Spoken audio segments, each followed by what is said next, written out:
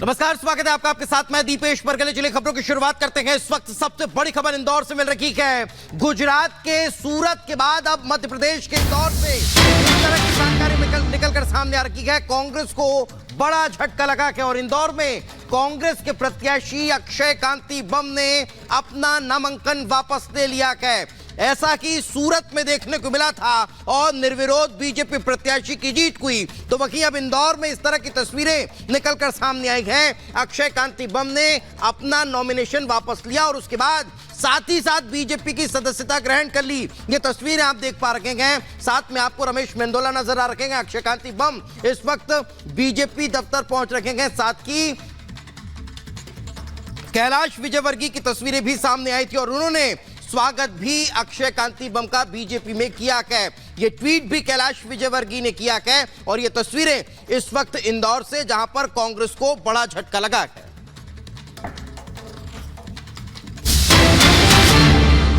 एक और बड़ी खबर आपको बताएं, बीजेपी के दिग्गज कैलाश विजयवर्गीय का दावा है बीजेपी में शामिल हो गए हैं अक्षय कांति। कैलाश विजयवर्गीय ने कहा अक्षय कांति का बीजेपी में स्वागत भी किया है। कैलाश विजयवर्गीय ने तो कांग्रेस को जहां बहुत बड़ा झटका लगा है, तस्वीर देखिए शेयर करते हुए कैलाश विजयवर्गीय ने स्वागत किया है अक्षय कांति का। और ऐसे में इंदौर से भी अब कांग्रेस आउट होती दिखाई दे रही है। ये बड़ी खबर आपको बता रहे हैं। इंदौर से जो प्रत्याशी थे उन्होंने अपना नामांकन तो वापस ले ही लिया है, बीजेपी में भी शामिल हुए। कैलाश विजयवर्गीय ने तस्वीर शेयर की है और सीधे सृष्टि के पास जाना चाहेंगे। सृष्टि, बड़ा झटका कांग्रेस को एक बार।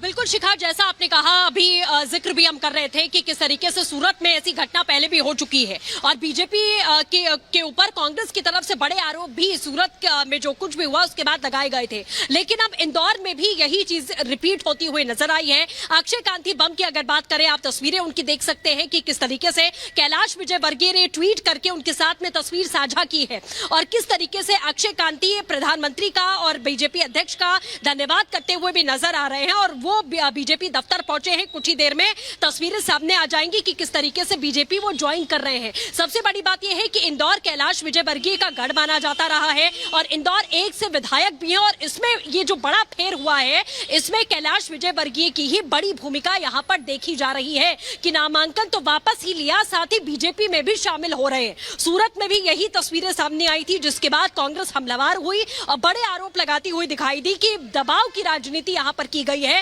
दबाव बनाने की जो कोशिश है वो यहाँ पर की गई है। बिल्कुल सृष्टि, लग रहा है बड़ा खेल हुआ है। बहुत बहुत शुक्रिया हमारे साथ जुड़ने के लिए। और इसी बीच अपने दर्शकों को बता दें, बागलकोट से प्रधानमंत्री नरेंद्र मोदी जनता को संबोधित करते हैं।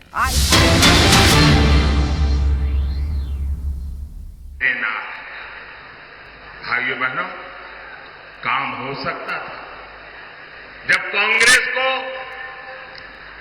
गरीब की, वंचित की रत्ती पर थोड़ी सी भी चिंता होती, लेकिन कांग्रेस को कभी गरीब की, वंचित की, दलित की, पिछड़ों की उनको परवाह ही नहीं थी। साथियों, कांग्रेस का यही रवैया हमारे बॉर्डर विलेजेस के लेकर रहा। सीमावर्ती गांवों को कांग्रेस सरकारें जानबूझकर विकास से वंचित रखती थी, वो इसे अपनी रणनीति का हिस्सा बताते थे। यानी करोड़ों लोगों को कांग्रेस ने अपनी राजनीति के तहत बदहाली का जीवन जीने के लिए मजबूर कर रखा था। मोदी ने ये विकास विरोधी सोच बदली। हमने सीमा पर बसे गांवों को आखिरी नहीं, देश का पहला गांव कहना और उसको उस प्रकार से ट्रीट करने का निर्णय किया।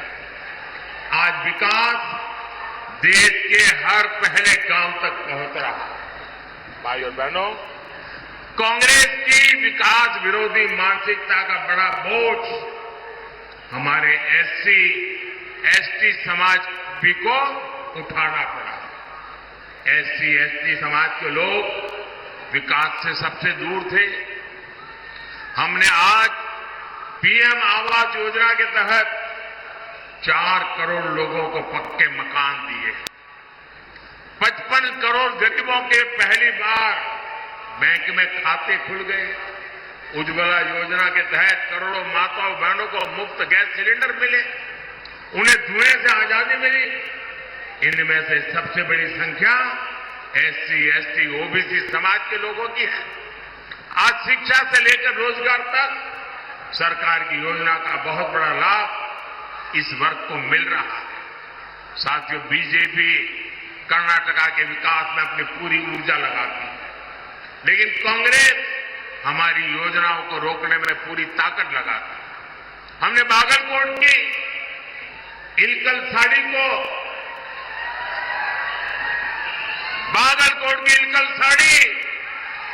उसको वन डिस्ट्रिक्ट वन प्रोडक्ट योजना में शामिल किया, ताकि यहां के बुनकरों को, जिन्हें आप नेकारा कहते हैं, उनकी इनकम बढ़े। लेकिन कांग्रेस हमारे बुनकर भाई बहनों की जरूरतों पर ध्यान नहीं दे रहे। साथियों, यहां भी मंच पर हमारे येदियुरप्पा जी भी है। उन्होंने किसानों के कल्याण के लिए अपना जीवन समर्पित कर दिया। किसानों का हित बीजेपी की प्राथमिकता रहा। हमने हाल ही में शुगर केन का मूल्य बढ़ाया है। इथेनॉल के जरिए हम गन्ना किसानों की इनकम बढ़ा रहे हैं। लेकिन कर्नाटका सरकार ने सिंचाई परियोजनाओं को रोककर पानी का संकट खड़ा करके किसानों को परेशानी में डाल दिया है। साथियों, मैं आप सबको कांग्रेस के एक और खतरनाक गेम के बारे में आगाह करना चाहता हूं। जब से यहां कांग्रेस की सरकार बनी है, तब से कैसी कैसी घटनाएं हो रही हैं, ये आप जरा चिंता का विषय है। उसको एक साथ जोड़ करके देखिए, उसको टुकड़ों में मत देखना। आप सोचिए भाइयों बहनों, हुबली में क्या हुआ, हमारी एक बेटी के साथ क्या हुआ।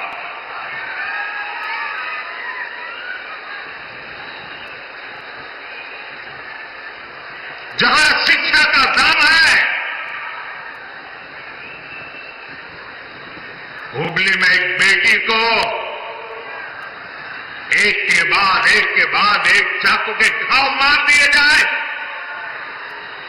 वो दृश्य देखकर हर किसी का दिल दहल गया। लेकिन यहां की पूरी सरकार वोट बैंक को बचाने के बेटी के सम्मान पर ही हमला करने में जुट गई। तुष्टीकरण के लिए कांग्रेस किसी भी हद को पार कर सकती है। साथियों, कर्नाटका में कट्टरपंथी ताकतें बेलगाम हुई है। कोई दुकानदार अपनी दुकान के भीतर हनुमान चालीसा सुनता है तो उस पर हमला हो जाता है। राजधानी बेंगलुरु तक में दिन दहाड़े आतंकी हमला होता है, बम फूटता है, और सरकार पहले क्या बोलती है, कहती है गैस का सिलेंडर फटा है। ये गैस का सिलेंडर फटा है कि तुम्हारा दिमाग फटा है। बाद में कहते हैं ये बिजनेस राइवलरी थी। भाइयों बहनों, ये नॉर्मल क्राइम की घटनाएं नहीं है, ये आतंकवाद की, कट्टरतावाद की मानसिकता है। और कांग्रेस सिर्फ वोट पाने के लिए इस मेंटालिटी को प्रोटेक्ट कर रही है, प्रमोट कर रही है। साथियों, कांग्रेस की वोट बैंक की राजनीति के चलते अब देश में SC, ST के अधिकार भी सुरक्षित नहीं है। एक और बीजेपी सरकार ने कर्नाटका में तलवारा समुदाय को ST का दर्जा दिया था। कर्नाटका में 3 लाख से ज्यादा परिवारों को हक्कू पत्र दिए गए, लेकिन कर्नाटका में कांग्रेस ने संविधान बदलने, SC, ST, OBC का हक छीनने का अभियान शुरू किया है। हमारा संविधान धर्म के आधार पर रिजर्वेशन की बात नकारता है, नहीं स्वीकारता है। लेकिन कर्नाटका की सरकार ने ओबीसी रिजर्वेशन का हिस्सा मुस्लिमों को दे दिया है। ये इतने से भी नहीं मानेंगे, इन्होंने पहले भी अपने मैनिफेस्टो में धर्म के आधार पर रिजर्वेशन देने के लिए कानून बनाने की बात कही।